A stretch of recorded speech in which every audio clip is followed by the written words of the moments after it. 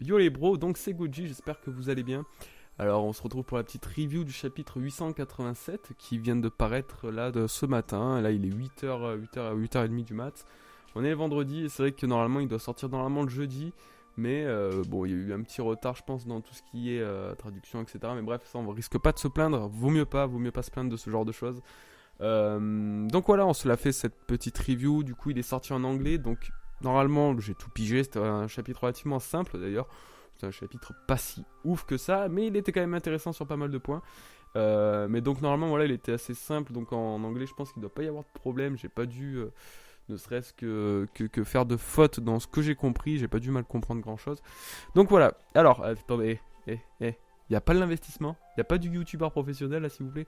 Non parce qu'attendez, du coup j'ai investi un petit peu, l'autre fois sur Amazon je vois un pack complet genre microphone avec son... C'est la petite parenthèse de la review bien sûr. Pack petit microphone avec son bras et son filtre anti-pop et tout, je me disais putain mais c'est énorme. Moi qui me trimballe avec un filtre anti-pop fait donc avec... Attention ça fait 2 ans que je l'ai ce truc. Un filtre anti-pop fait avec donc... comment ça s'appelle, avec une espèce de tringle, enfin je sais plus comment vous dire. Et donc un collant. Ceci dit, ça marchait très bien, mais esthétiquement parlant, c'était pas ouf. Donc voilà, et c'était pas super pratique. Mais donc j'ai gardé ça quand même 2 ans. Ensuite, comme support de micro, j'avais ce fabuleux. Alors attention, fumée tue. Hein, il ne faut pas fumer. C'est pas du tout une incitation à la fumette, hein, loin de là. C'est que pour les cons et que pour les Sanji. Et Sanji il est très con, donc il faut pas le faire, faut pas le limiter. Boîte à tabac donc de mon père, que j'avais récupéré à l'époque, que j'avais trouvé, donc j'avais fait tout plein de trucs dedans pour pouvoir faire passer les câbles et les micros. Et du coup ça me faisait une espèce de pied de micro et c'était sans déconner pas dégueu non plus. Bon bah, bien sûr juste sauf au rendu visuel. Donc là je me suis dit allez vas-y on va s'acheter un petit bras et un petit pied de micro, enfin tout le filtre anti-pop et tout. Ça fait un moment que je voulais investir dedans. Là ça coûtait genre 18€, je fais bon. Ça tiendra le temps que ça tiendra, puis on verra. En plus, ça me fait un petit microphone de rechange, donc c'était cool. Donc, on va attaquer cette review, les gars. Alors, j'ai fait mes petites notes et tout à côté.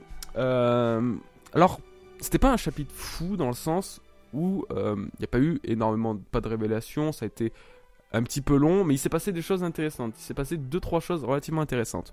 Alors concernant la page de couverture, j'ai pas trop suivi l'histoire des flottes des Mugiwara et tout, de la flotte des Mugiwara, il y a des petites histoires autour.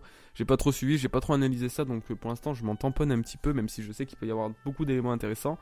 Mais là j'ai remarqué dans cette page de chapitre, dans cette illustration, qu'il y avait donc la tribu des Lombra, bon voilà, la tribu des Lombra, sauf que eux, ils ressemblaient énormément à Apu. Donc Apu Scratchman, le Supernova, donc qui avait fait une alliance avec Kid et qui s'était pas mal frité avec lui d'ailleurs sur Shaboudi. Donc celui qui a le fruit, la musique, etc. Bah, j'ai vu qu'ils avaient en fait exactement le même style. Donc je vous ferai une petite comparaison en images. Mais c'était, du coup je me suis dit, est-ce que ça serait pas son clan? Est-ce que ça serait pas son, comment ça s'appelle, sa patrie? Donc je sais pas. Mais bon, du coup, voilà, j'ai juste noté ça. Je me suis dit, bon, si jamais personne l'a remarqué, voilà, tant qu'à faire. Donc là, c'est le retour sur le plan, le combat Bedge et Oven. Donc voilà, Capone a été pris au piège en mer par toutes les flottes de Big Mom, en fait, dirigées sûrement par Oven, pour justement le capturer, etc. Pour sa traîtrise, n'est-ce pas? Et en plus, vu qu'il y avait Chiffon dessus, voilà, il voulait absolument récupérer Capone. Donc voilà, on reprend là-dessus. Alors tout ça, c'était sans compter sur l'atout, en fait, du Nostra Castello. C'est le bateau de Capone, qui, en fait, a la particularité, donc vu qu'il pouvait pas s'échapper sur la mer, à déployer des espèces de chenilles à la place de ces espèces de roues à hob là, c'est où les roues qui font passer l'eau et donc qui entraînent une sorte de motricité. Il a développé des chenilles, du coup ça lui a permis de passer donc tel un char, tel un tank sur la terre. Et j'ai trouvé ça vachement stylé parce qu'au final on s'était jamais trop posé la question, ou du moins on n'y avait jamais vraiment réellement pensé ni réellement vu. Mais les autres bateaux, des supernovas, etc. peuvent très bien aussi avoir les mêmes modifications que le Sunny. Le Sunny est plein de modifications, c'est le seul bateau d'ailleurs qu'on a vu avec tant de fonctionnalités, plein de trucs vachement ouf. Et c'est vrai qu'en voyant là le Nostra Castello, je me suis dit mais putain, mais c'est vrai que c'est con, on n'y pense pas spécialement, mais les autres aussi peuvent avoir des bateaux pareils, tu vois. Et c'était plutôt intéressant du coup qu'ils nous foutent un bateau pareil pour Capone. C'est pas super étonnant en soi, mais voilà, c'était une bonne petite surprise qui valait, je pense, qui valait le coup d'en parler, quoi. Et puis c'était, ouais, visuellement parlant, c'était vachement fun. Bon alors du coup, le bateau est là justement pour récupérer Sanji et Chiffon et donc le gâteau, etc. pour l'amener à Big Mom. Sanji, il nous fait un putain de move de ouf en frappant la remorque contenant tout le monde, Gato compris, par le dessous avec son pied, ce qui lui a permis de faire voler la remorque avec sa seule force des jambes et de la foutre donc sur le Nostra Castello. Alors moi j'ai trouvé ça encore sympa, ça fait un peu écho à ce que je disais dans la dernière review, comme quoi en fait Sanji a toujours cette puissance et même il la déploie de plus en plus. Et donc ça fait peut-être partie de son petit power-up qu'on voit un peu à chaque fois qu'il passe à l'action sur Whole Cake Island. Donc ouais, j'ai trouvé ça encore vachement sympa, le fait qu'on le voit faire un move pareil, tout le monde était étonné. Waouh, mais il a fait ça qu'avec une seule jambe. Putain, il est digne des Garma et tout. Et justement, le fait qu'on dise qu'il soit digne des Garma, il est fidèle à la légende des Garma et que donc Sanji à ce moment-là, c'était comment il s'appelle, c'était le sbire, un peu la main droite de Capone. Vito, voilà. Vito donc a dit waouh, mais mec, il est en gros fanboy lui, t'es pareil que t'es digne des Garma. Ce qui a énervé Sanji parce que lui du coup il veut pas être assimilé ou lié aux Garma de n'importe quelle façon, même si c'est sa famille. Et du coup il a dit donc voilà, il s'en foutait un petit peu, mais j'ai trouvé ça marrant parce que du coup c'est vrai que les Garma sont vachement connus pour leur force, pour leur cruauté, etc. Et le fait de voir que Vito sur le plan donc de la force, de la puissance, allié donc Sanji au Garma, d'un côté c'est cool, même si je pense que Sanji de toute façon est clairement plus puissant que le Garma. J'ai trouvé ça cool, voilà, qu'il fasse ce lien, alors que Sanji a pas eu du tout le même entraînement que les Garma, hein, et donc il s'est développé tout seul et qu'il arrive justement à les surpasser. Donc ça montre que sur tous les plans, que ce soit émotionnel, intellectuel ou de puissance, il est plus puissant que les Garma, il est au-dessus, hein. Sanji est au-dessus du soleil. Bon du coup tout le monde est heureux, voilà, tout le monde arrive à s'enfuir, donc ils veulent se diriger vers la mer du sud-ouest. On voit le petit Peds, donc le fils de Capone et de Chiffon, qui voit son grand-père pour la première fois, donc il savait pas que c'était son grand-père d'ailleurs, mais il a eu peut-être ce petit feeling, et donc en fait il arrêtait pas de rigoler et de sourire en le voyant, c'était vachement mignon comme moment. Donc voilà, il se dirige vers la mer du sud, etc. Il commence à reprendre mer, et là on a eu un truc. Auquel je m'attendais pas du tout. Ça a été la découverte en fait du fruit du démon d'Oven. Yo les gars, alors du coup, je fais une petite pause parce qu'en fait, donc là j'ai totalement terminé le montage de la vidéo, j'allais la mettre en ligne, etc. Mais je me suis rendu compte qu'en fait, Oven, son fruit du démon, on le connaissait déjà depuis quelques temps. C'est vrai qu'on l'a découvert lors de la Tea Party, carrément lors de la Tea Party. Et du coup, moi, pendant la vidéo, je vais être en mode, waouh, je suis en train de le découvrir, alors que finalement, on le connaissait depuis un moment. Donc c'est un peu une grosse faute de ma part. Bon, de toute façon, là, dans la review, je vais surtout parler un peu de ses pouvoirs, de ce qu'il pourrait éventuellement faire et de ce qu'on pourrait attendre de lui. Mais c'est vrai que j'avais carrément zappé que Oven, on avait déjà vu son fruit du démon. Alors aussi, durant mes recherches, je me suis souvenu, je me suis retombé sur le fait que finalement, Oven, Katakuri et Daifuku sont des triplés. Et donc, sachant que Oven est le dernier à être né, ils doivent, sans avoir une puissance similaire, il doit quand même faire partie du top du gratin des fils de Big Mom. Donc là, je me dis, un personnage comme ça qui génère tant de chaleur contre un petit Sanji avec son diable jambe et qui pourrait éventuellement redorer son blason en lui pétant le derche, est-ce que ça serait pas bon? Est-ce que ça serait pas un truc super intéressant de voir Sanji vaincre Oven? Est-ce qu'un combat finalement ne pourrait ne pas avoir lieu? Parce que du coup ça va être un peu le chaleur contre la chaleur, enfin le feu de Sanji contre la chaleur de Oven, et j'imagine par exemple bien Oven choper la jambe de Sanji et puis donc activer son fruit du démon, et que Sanji justement ne ressente rien parce qu'il est insensible à la chaleur. Donc Sanji serait vraiment le seul counter actuel à Oven, et donc ça pourrait donner des situations plutôt sympas, je pense. Et justement je pense que si Oven, un personnage tel que lui avec un tel fruit du démon, se retrouve plus ou moins confronté à Sanji depuis deux scans, je pense que c'est peut-être justement pas pour rien et que Oda veut peut-être nous le faire combattre alors que Luffy est en train de se fight contre Katakuri, le plus puissant des triplés, et Oven le moins fort peut-être. Donc voilà, désolé un peu pour la faute que je viens de faire, je suis débile, j'étais totalement à l'ouest. C'est vrai qu'il faudrait que je relise l'arc de Whole Cake Island, il y a beaucoup de trucs que j'ai oubliés, et ça là, vous voyez, ça me porte un peu préjudice. J'espère que vous m'en tiendrez pas spécialement rigueur, j'ai un peu honte, mais maintenant que j'ai tout fini, je vais pas la recommencer, et ça serait faux.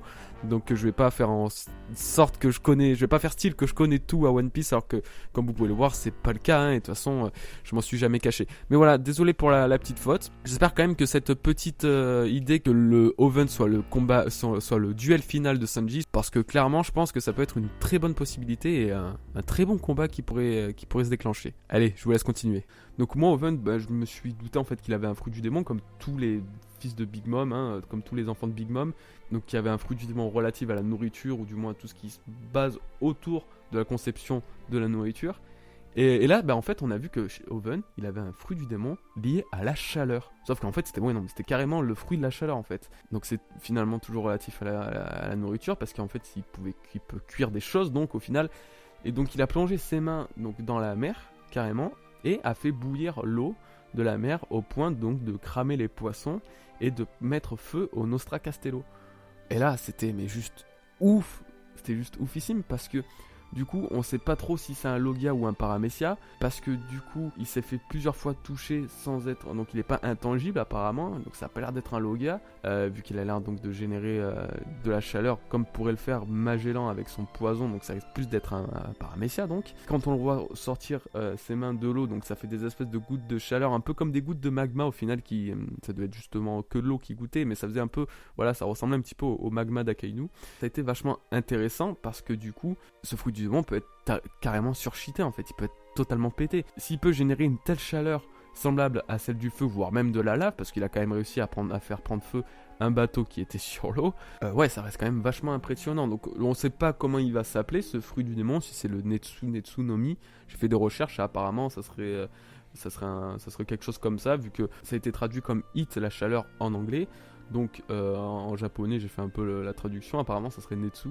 Donc ça serait le Netsu no Mi, et donc il pourrait avoir des capacités mais juste incroyables. S'il peut, donc déjà il peut faire bouillonner la mer. Ça déjà c'est quand même relativement pas mal pour un fruit du démon d'avoir un effet sur la mer. J'en parlais récemment avec justement Aokiji dans une dernière vidéo sur les 5 éveils de fruits du démon surpuissants, en disant que ouais, lui il faisait partie des fruits du démon clairement les plus puissants, justement parce qu'il pouvait avoir un effet sur l'eau. Lui encore il peut le geler, donc c'est différent, mais le fait que Owen puisse faire bouillir l'eau et donc faire prendre feu à tout ce qui est en contact avec ça, ouais, c'est vraiment super impressionnant. Alors après, qu'est-ce qu'il peut faire avec ce fruit du démon? On a vu donc qu'il avait, parce qu'en fait, je vais vous spoil, non, il a tué donc Pond, donc il y a eu un petit moment super touchant comme quoi, en fait Pond est arrivé derrière pour stopper Owen, parce qu'en fait il était vraiment en train de ralentir le Nostra Castello, etc.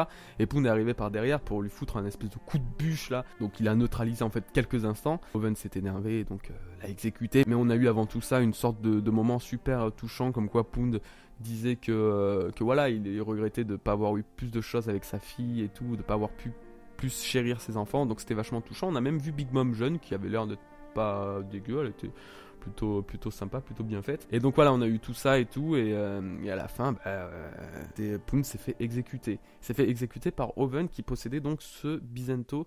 Donc le Bizento, c'est un peu l'arme similaire, enfin c'est l'arme en fait similaire à celle de Barbe Blanche. Donc le grand manche avec une épée relativement fine, ou du moins ça fait la longueur de l'épée totale fait donc moitié manche, moitié lame en fait. Et donc il a enflammé son Bizento. Ce Bizento, au début je me suis dit putain, ça ressemble un peu donc à ce que pourrait faire Luffy donc avec son Red Hawk, donc il peut l'enflammer, etc.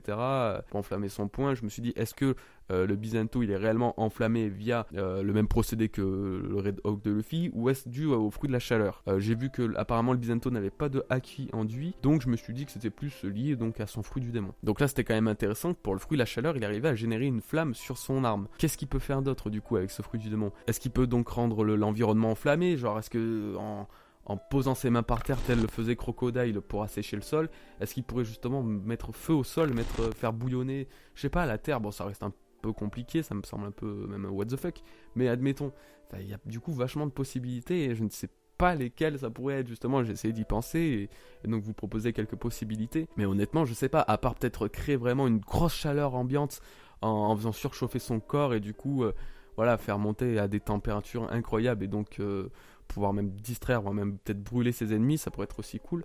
Mais enfin, ça pourrait être cool, c'est pas super joyeux, mais je veux dire, pour lui, ça peut être cool, ça peut être une bonne utilisation de son fruit. Et voilà, putain, c'était vraiment intéressant de voir un tel fruit du démon. Et du coup, ça fait encore 3 fruits du démon liés à un seul élément, c'est-à-dire le feu. Donc on a le Meramera no Mi, on a le fruit du magma, je me rappelle plus du nom, désolé, moi les noms en japonais, je suis un peu... Voilà. Et donc on a donc le fruit de la chaleur. Donc là, on sait pas trop quelle est la hiérarchie de ces fruits du démon, parce qu'on sait très bien que certains fruits du démon, même s'ils sont plus ou moins liés par les éléments, ou du moins par la forme en fait, même s'ils sont liés, il y a toujours une sorte de hiérarchie. Comme quoi, justement, le magma était supérieur à la lave dû à une chaleur plus intense et peut-être à une matière un peu différente. Donc bref, c'est pour ça qu'Ace est mort du coup de l'attaque d'Akainu. Mais du coup, est-ce que le fruit de la chaleur est au même niveau que celui d'Ace, étant donné qu'il peut faire prendre feu un peu tout ça, faire prendre feu un peu tout ce qu'il veut, ou est-ce que du coup il se trouve en dessous de la hiérarchie, sachant que apparemment il n'est pas intangible, parce que comme je le disais, il s'est pris des coups par Sanji, par Pond, sans qu'on passe à travers en fait. Il s'est pris aussi une balle de Capone, et tout ça a été sans activer une sorte d'intangibilité propre au Logia. Après, est-ce que c'est vraiment une bonne idée, comme il a fait Oven, d'utiliser son fruit du démon comme ça en lien avec la mer, parce que du coup il avait l'air de pas pouvoir utiliser son acquis de l'observation.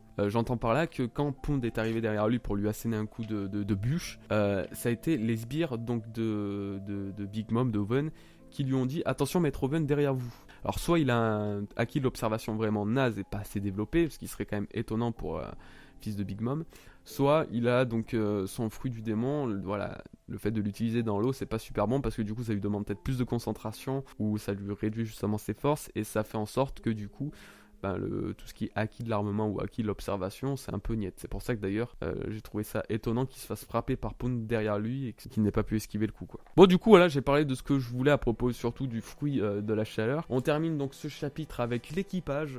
On revoit le Sunny qui semblait être en mauvaise posture parce que du coup il y a Big Mom qui était vraiment derrière, vraiment aux trousses avec toute son armada de navires, etc. Et donc là ça semble vraiment compliqué pour eux, mais apparemment Sanji a ordonné donc de commencer la création des décorations pour le gâteau afin de vraiment le finaliser et tout, et ensuite apparemment ils iraient sauver donc le Sunny, etc. Après là je trouve que la conception du gâteau et tout ça c'est un peu long, je trouve ça un peu chiant parce que du coup ça rallonge vachement l'arc et nous on a envie d'avoir le dénouement de l'arc. Ça fait déjà pas mal de temps que ça dure, 60 chapitres, en soi c'est pas si énorme que ça, mais on a quand même envie que ça se termine parce que ils nous ont tenus en haleine tout le long. On a toujours eu ces petites confrontations avec Big Mom, entre Sanji et ses frères, Luffy et les capitaines et tout. La première moitié de l'arc a été du coup super animée, etc. Et là je trouve que ça commence à être un peu long depuis la fin de la Tea Party en fait. On a eu quelques échanges avec Katakuri et Luffy, mais ça reste un peu long et ça reste un petit peu chiant du coup, donc j'espère vraiment qu'il va se passer des choses dans les prochains chapitres ou que ça touche vraiment, qu'on sente que ça touche vraiment à la fin, qu'il se passe quelque chose d'assez important pour ça. Personnellement, j'en attends beaucoup de carottes avec la pleine lune, etc. Mais là, il va encore falloir du coup attendre la nuit et du coup, ça donne un peu, ça demande à attendre encore peut-être quelques heures, donc ça risque de rallonger les chapitres et ça risque d'être encore relativement chiant. Bon, le Pandaman a été introuvable, j'ai pas réussi à le trouver. Perso, je voulais vous faire, pendant les reviews, je voulais vous dire, voilà, vous avez trouvé, allez chercher ce Pandaman dans la page 15 ou quoi, voilà, je voulais vous faire un petit jeu interactif comme ça pour... mais non, j'ai pas réussi à le trouver, du coup je me suis dit les couilles, ça m'a saoulé, voilà. Bon les bros, les amis, je vous remercie en tout cas de votre soutien et tout, vous êtes super nombreux en ce moment à me suivre, vous êtes super réactifs et tout, vous réagissez vachement bien aux commentaires, etc. Donc voilà, je vous en remercie sincèrement. La prochaine vidéo normalement dans le week-end, et une autre théorie milieu de semaine. Voilà, c'est de reprendre un bon rythme, c'est cool. Je vous dis à bientôt les amis, passez un bon week-end, un bon vendredi, et puis à la prochaine. Peace à vous.